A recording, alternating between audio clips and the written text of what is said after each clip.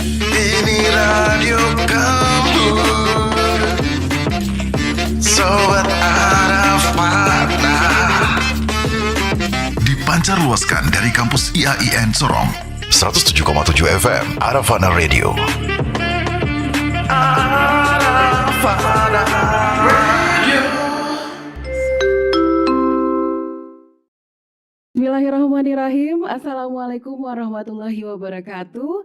Salam jumpa kembali Sobat Rafana dimanapun Anda berada. Senang sekali rasanya saya Riani Nur kembali bisa hadir melalui Radio Rafana di 107,7 FM. Dan alhamdulillah hari ini kita bisa ketemu melalui channel YouTube di IAIN Sorong. Apa kabarnya Anda semua Sobat Rafana? Semoga hari ini bisa tetap sehat dan juga bahagia selalu dan lancar melakukan aktivitas Anda. Kita ketemu kali ini di Harmoni Kampus dan kita punya segmen yang sangat istimewa sekali yaitu Bincang Bersama Rektor. Itu berarti hari ini saya menghadirkan seorang narasumber yang istimewa yaitu Rektor IAIN Sorong. Untuk kesempatan kali ini di episode pertama Sobat Rafana kita hadir dengan cara yang agak sedikit spesial ya.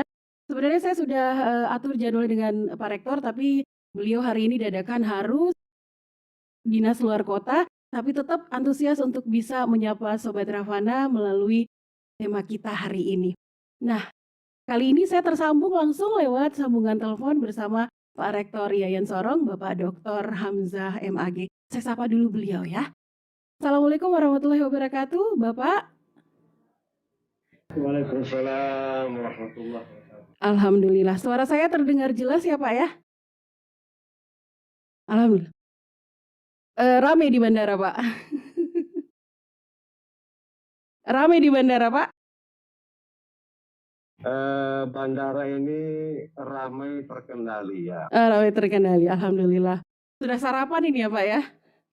Alhamdulillah. Alhamdulillah. Oke, gini Pak. Jadi episode pertama kita hari ini itu tag videonya atau tag siaran ini di tanggal 16 November 2022 dan itu secara global dikenal sebagai Hari Toleransi Internasional. Jadi ini saya pikir sebuah bahasan yang sangat menarik untuk saya bincangkan dengan Bapak. Semoga saja bisa banyak manfaatnya untuk pendengar dan juga pemirsa kita ya Pak ya. Ya oke. Oke, langsung aja Pak, saya ingin tahu nih terkait dengan Hari Toleransi Internasional. Menurut Bapak, bagaimana sih seharusnya ya umat beragama kita ini, katakanlah di Skup Indonesia ini, memaknai toleransi di era digital yang kita tahu arus informasinya itu sangat tidak terbendung saat ini. Ada domba lewat buzzer, medsos, terus juga berita hoax dan lain sebagainya. Itu dalam pandangan Bapak itu gimana tuh? Ya, makasih Pak Desi. Pertama, saya ucapkan selamat ya. Hari Toleransi Internasional. Jadi seluruh penduduk bumi, penghuni bumi ini seharusnya membangun rasa kebersamaan, rasa sepenanggungan, senasib sepenanggungan, meskipun berbeda geografi, berbeda agama, berbeda kecenderungan, bahwa kita ini memiliki nasib yang sama. Oleh karena itu, kita harus saling menghargai bahwa perbedaan itu ada, tetapi bersama itu ada. Kita semua ingin sehat, ingin selamat, ingin bahagia. Karena itu kita harus saling memahami orang lain. Saling memahami orang lain itu agar juga orang lain memahami kita. Caranya bagaimana kita bangun toleransi. Toleransi ini tidak merugikan diri, juga tidak merugikan orang lain. Kita memiliki pola pikir bahwa kita berbeda kecenderungan, tetapi perbedaan-perbedaan itu ya kita harus sadari masing-masing, jangan saling ditonjolkan, tapi saling dihargai. Inilah toleransi. Kita berbeda, tetapi bersamaan itu kita duduk sama-sama lah, gitu ya. Kita ini masing-masing senang minum air putih. Oke. Orang lain juga senang minum air putih, tapi saya sih senang minum air putih, mungkin juga saya senang minum air tambah gula. Nah, orang lain tidak senang tambah gula. Iya. Nah sekarang orang lain paham saya juga harus paham orang lain. Jangan dipaksakan mereka minum air putih dengan gula, padahal dia tidak senang. Kalau saya senang. Karena masih ada air putihnya kita bisa sama-sama. Iya, betul. Nah, kesadaran inilah saya kira perlu kita dialog. Kita ketemu sehingga dunia ini menjadi aman, bahagia, tentram, dan sebagainya. Nah, saya kira sebagai umat beragama, sebagai umat Islam, ya era digital sekarang ini betul-betul luar biasa, di luar daripada kebiasaan. Banyak kebiasaan yang sudah harus dibiasakan agar tidak berasa janggal dalam kehidupan kita gitu. Banyak informasi yang beredar, ada yang benar, juga ada yang belum benar, ada yang salah begitu. Nah, kita harus piawai, kita harus bijaksana bahwa tidak semua informasi itu benar. Iya. Tidak semua informasi itu harus dibagi kepada orang. Tidak semua informasi itu harus kita sampaikan ke orang, cukup untuk diri kita. Gitu. Ada informasi orang bisa tersinggung. Ada informasi orang bisa nyaman. Nah inilah kesadaran digital inilah. Jadi kesadaran digital kita itu penting. Bukan hanya kemampuan membuat informasi, buat cerita, japret gambar dan sebagainya, tetapi kesadaran kita itu kita bisa lihat, oh ini bisa yang di-share, ini tidak gitu. Supaya kita tidak menjadi distributor atau orang yang menjadi perantara dalam hal orang bisa tersinggung gitu. Ini toleransi. Toleransi ini kita harus hati-hati. Tidak ada toleransi kalau orang tidak hati-hati. Agama mengajarkan bahwa kita harus hati-hati gitu.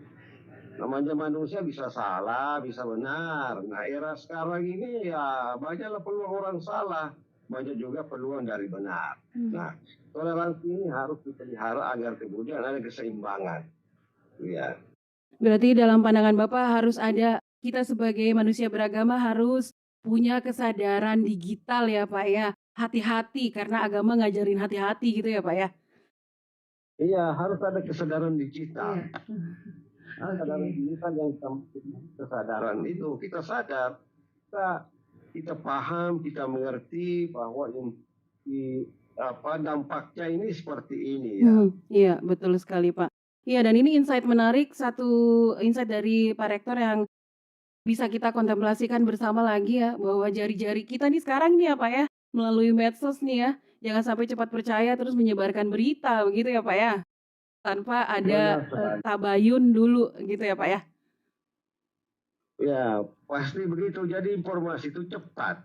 Ya. Lebih cepat informasi daripada melakukan tabayun. Iya Nah, betul. sekarang ini Betul. itu kan mungkin 1 menit itu kita dapat 5 informasi. Iya. Nah, sekarang kadang-kadang kita juga tergesa-gesa. Mau dipandang sebagai orang yang pertama menyebar informasi. Yang update lah gitu ceritanya ya Pak ya. Ya, di-update lagi. Teman-teman bilang, oh hebat kamu. Seperti ini. Ya, memang hebat. Teman belum tahu, kita sudah kirim. Ya, orang-orang luar biasa seperti itu. Tetapi jangan tergesa-gesa. Lihat baik.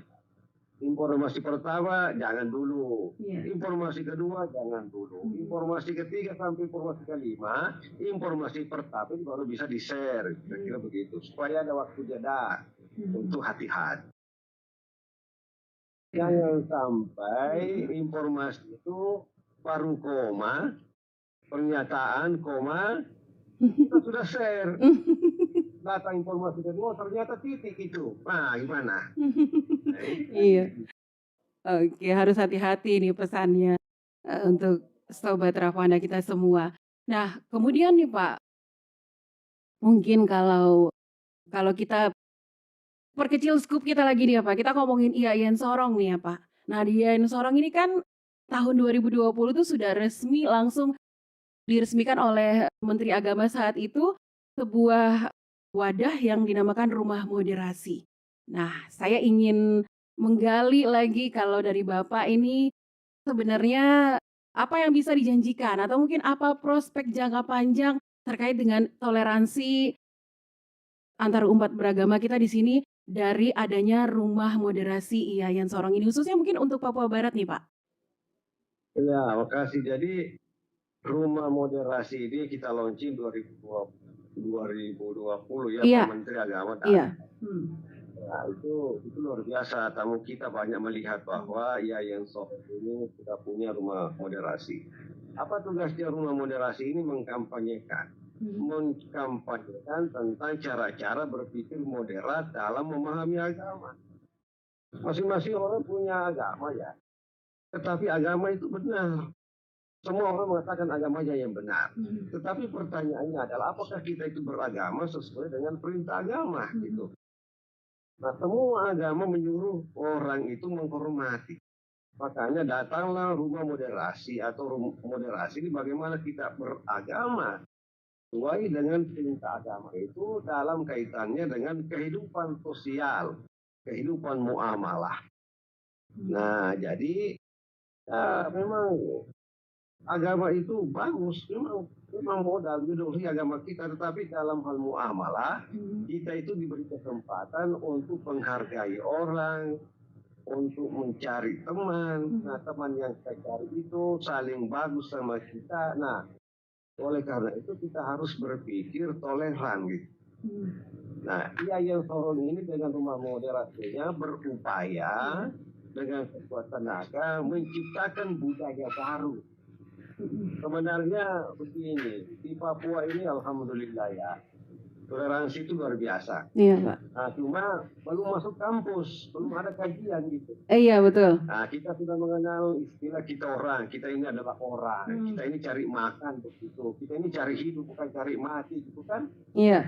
Nah, itu bahasa-bahasa itu sudah dikenal di masyarakat di mana-mana, tetapi itu belum masuk pada wilayah akademik, belum masuk kampus gitu. Hanya di mana. Nah, dengan adanya ini ruang moderasi, maka hal-hal yang sudah baik di luar itu terkait perilaku umat beragama itu kita bisa masukkan di dalam kampus menjadi bahan studi, bahan kajian, bagian dari penelitian kita publikasikan. Oh iya, baik, Pak. Itu. Jadi ini prospek jangka panjang dari rumah moderasi Yayan Sorong ya, Pak ya? Iya, dia menjadi rumah pendidikan. Ya, rumah Bagaimana pendidikan. mendidik orang, masyarakat, keluarga, bahwa moderasi itu menjadi penting gitu. Yang menarik mungkin tidak banyak yang tahu juga, mungkin bukan tidak banyak yang tahu, tapi perlu diinformasikan kembali nih Sobat Ravana bahwa rumah moderasi moderasi beragama Yayan Sorong ini saat ini diketuai oleh seorang pendeta ya, Pak ya? Iya, Iya. jadi memang betul untuk Mbak Susi ya, mungkin kurang yang tahu bahwa Yayan Sorong ini yang labelnya Islam dan Negeri. Itu kan Yayan Sorong Institut Agama Islam Negeri. Namun ada yang berpandangan bahwa semua bosnya itu, pimpinannya itu adalah orang Islam. Orang Islam saja, iya. Ternyata tidak. Ya, itu juga menjadi prioritas. Ternyata tidak. Mengapa? Karena kita ini sama-sama. Hidup sama-sama, mau hidup, mau sehat, mau bahagia, kan begitu? Tanpa melihat agama. Iya, sama-sama ingin mengembangkan keilmuan ya, Pak ya? Keilmuan. Iya. Kita ini sama-sama makhluk Tuhan gitu ya. Nah, makanya disepakatilah teman-teman, bagaimana kalau Pak Pendeta, Pak Pendeta Obed Nego Mauri, teologi itu yang ditunjuk menjadi ketua rumah moderasi. Nah, ternyata teman-teman sepakat. Iya. Baru didampingi oleh seorang kiai. Iya. Kiai yang paham agama. Itu Pak Karo kita. Pak Dr. Arsyad Ambotuo yang paham tentang agama. Luar biasa, dia punya pemahaman kitab kuning dan seterusnya. Itu untuk berdampingan dengan seorang pendeta. Nah, kan enak kalau begitu. Ini sudah kelihatan adanya toleransi yang sangat kental di lingkungan Yayan Sorong. Benar begitu ya, Pak ya? Iya, jadi kita membuat contoh, kita membuat pola bahwa moderasi agama di Yayan Sorong itu bukan basa-basi. Iya, betul. Kata orang bukan kaleng-kaleng, contohnya. Bukan kaleng-kaleng. Betul. Ini bersih-bersih betul ini, gitu. Kira-kira itu, dilihat itu pengurusnya, itu apa pendeta, ada ulama. Jarang terjadi seperti itu. Mungkin tidak ada di dunia ini ada perguruan tinggi yang bicara tentang moderasi itu. Ada contoh yang segera dilihat itu, kita yang mungkin yang pertama. Nah, jadi luar biasa. Terima kasih kepada teman-teman, Pak Iya. Pendeta. Ya, ini untuk kepentingan masa depan dunia berusaha. Bukan hanya kepentingan Yayan Sorong. Yayan Sorong moderasinya sudah selesai. Iya, iya Tetapi betul. kita memberikan contoh kepada generasi bahwa model moderasi beragama itu dalam hal struktur seperti ini, kita harus rela legowo menerima orang lain bersama dengan kita, dan orang lain juga bersama dengan kita gitu. Ini pembelajaran bagi generasi kita ke depan. Nah, ini saya kira bagus dipublikasikan bahwa kita tidak mengenal suku, Iya. kita tidak mengenal agama. Kita ini hidup di dunia ini, punya dunia yang satu, keinginan untuk bahagia sama-sama. Mari kita duduk apa yang bisa persembahkan untuk kepentingan pertiwi tanpa melihat latar belakang agama kita. Iya. Nah, inilah kebesaran hati ya. Mungkin di tempat lain tidak begitu, Mbak Susi, Mbak. Ya, mungkin di tempat lain nggak begitu, tapi alhamdulillah ya kita bersyukur di kita itu sama aja. Nah, ini juga kita dicontoh bahwa insya Allah tidak akan terjadi konflik. Iya, insya Allah. Konflik itu kita bisa kendalikan. Iya, bisa diredam lah ya Pak ya, dengan diskusi gitu ya Pak ya. Iya. Diredam dengan Baik ya ini. Nah, Sobat Ravana juga mungkin ini Pak, mungkin kalau yang ini tidak banyak yang tahu ya Pak, tapi saya cukup tahu, bukan cukup tahu siapa ya, tahu lah gitu ya Pak, bahwa Bapak sendiri sebagai seorang rektor itu secara individual memiliki relasi, kemudian juga ikatan emosional yang cukup dekat benar ya Pak ya dengan Pendeta Obed-Nego Mauri ya Pak ya?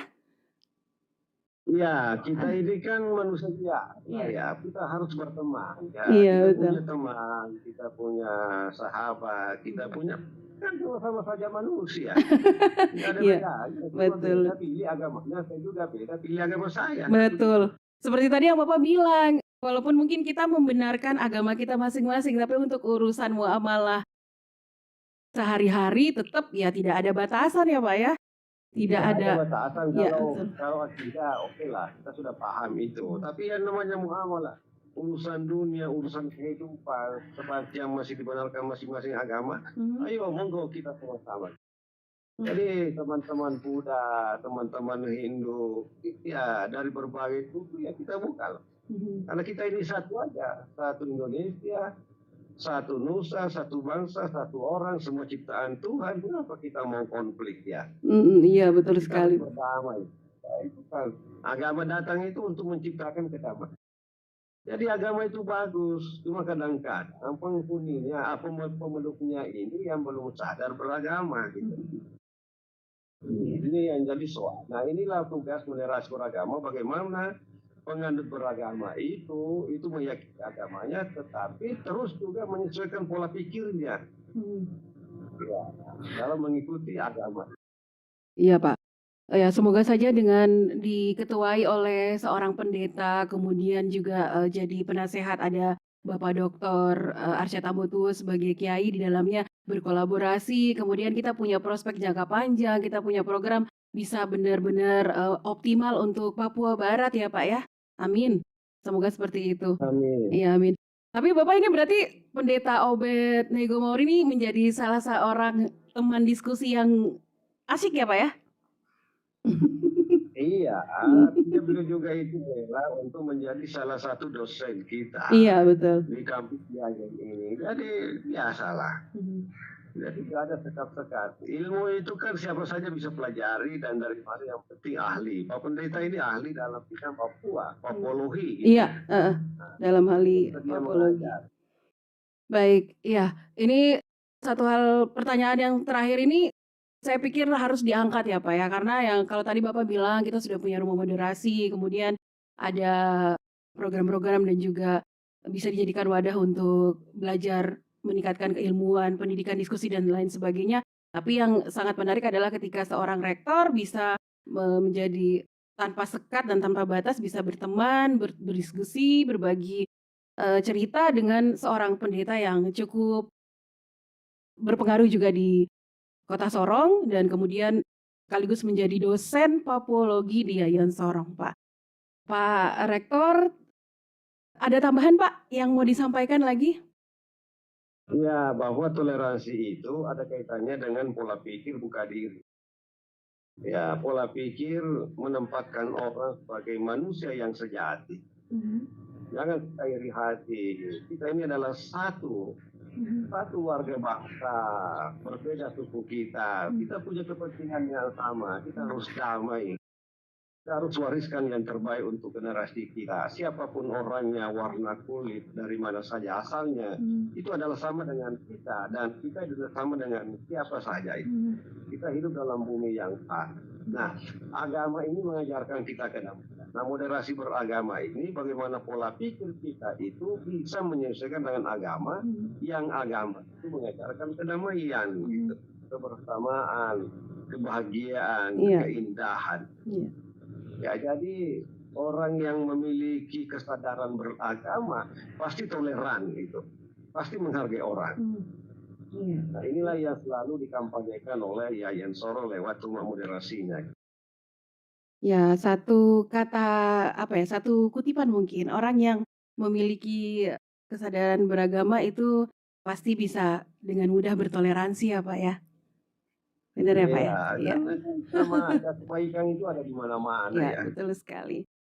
Baik Pak, sepertinya mungkin sudah hampir dekat waktu boarding ya Pak, sangat bersyukur sekali walaupun mungkin di tengah aktivitas Bapak masih bisa untuk menjadi seorang narasumber di segmen menarik kita kali ini Pak. Ini episode pertama, kemudian lewat sambungan telepon lagi. Saya ucapkan terima kasih sekali Pak untuk sharing dan juga cerita atau ngobrol kita hari ini Pak. Tapi yang pasti ada beberapa yang saya tangkap. Yang pertama bahwa ya tadi Pak Rektor menyatakan bahwa di era digital ini kita harus punya kesadaran digital, artinya apa-apa itu tidak langsung di-share atau dibagikan karena banyak sekali berita hoax, kemudian juga adu domba dan lain sebagainya melalui media digital ini. Dan yang utama pasti di IAIN Sorong sudah ada rumah moderasi beragama, bahkan diketuai oleh seorang pendeta yang berkolaborasi dengan kiai juga dari IAIN Sorong. Dan itu menandakan bahwa IAIN Sorong sudah benar-benar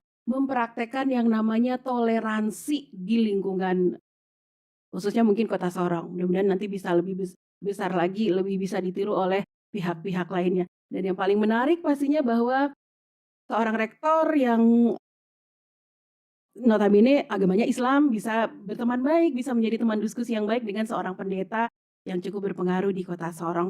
Bapak, penyampaian yang Bapak kasih di kesempatan pagi hari ini semoga bisa juga menjadi sebuah wacana atau insight baru ya, masukan baru buat yang mendengarkan dan juga buat yang menyimak nanti lewat channel YouTube kita. Kita ini mencoba lagi dimasuk di YouTube nih Pak, tapi karena Bapak lagi di bandara jadi nanti suaranya aja nggak apa-apa. Next time kita coba yang ini ya Pak ya, lewat video ya Pak ya.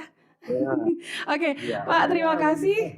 Iya, saya mau ini Pak, hati-hati di jalan ya Pak, via Manila, semoga sampai di tempat tujuan dengan baik. Sekali lagi, Assalamualaikum warahmatullahi wabarakatuh, Bapak. Terima kasih, salam. Iya, itu tadi obrolan singkat kita dengan Rektor IAIN Sorong di episode pertama kita kali ini dibincang bersama Rektor di Hari Toleransi Internasional dan kaitannya dengan moderasi beragama yang digalakan beberapa tahun terakhir ini di Indonesia khususnya. Jadi mungkin ada beberapa hal yang Sobat Rawana bisa tahu apa saja yang sudah dilakukan oleh IAIN Sorong terkait dengan toleransi beragama ini dan juga bagaimana agama itu dimoderasi dengan baik dari segi keilmuan, pendidikan, dan lain sebagainya. Nah, kayaknya kita sudahi dulu. Yang pasti dari saya pribadi, Riani Nur, ada banyak harapan semoga ini bisa menjadi sebuah keberkahan keilmuan untuk kita bersama. Saya mohon maaf kalau ada salah dalam kata dan ucap. Yang pasti selamat merayakan Hari Toleransi Internasional. Jangan terbatas agama, suku, kemudian sosial, kasta, dan lain sebagainya dalam bermuamalah, dalam bergaul. Karena sejatinya kita dengan yang lainnya itu adalah tetap bersaudara dari sisi kemanusiaan. Benar gak sih? Sepakat ya? Oke, saya pamit dulu. Terima kasih dan mohon maaf untuk segala kekurangan. Assalamualaikum warahmatullahi wabarakatuh. Ini radio kamu, Sobat Arafana. Dipancar luaskan dari kampus IAIN Sorong, 107,7 FM Arafana Radio.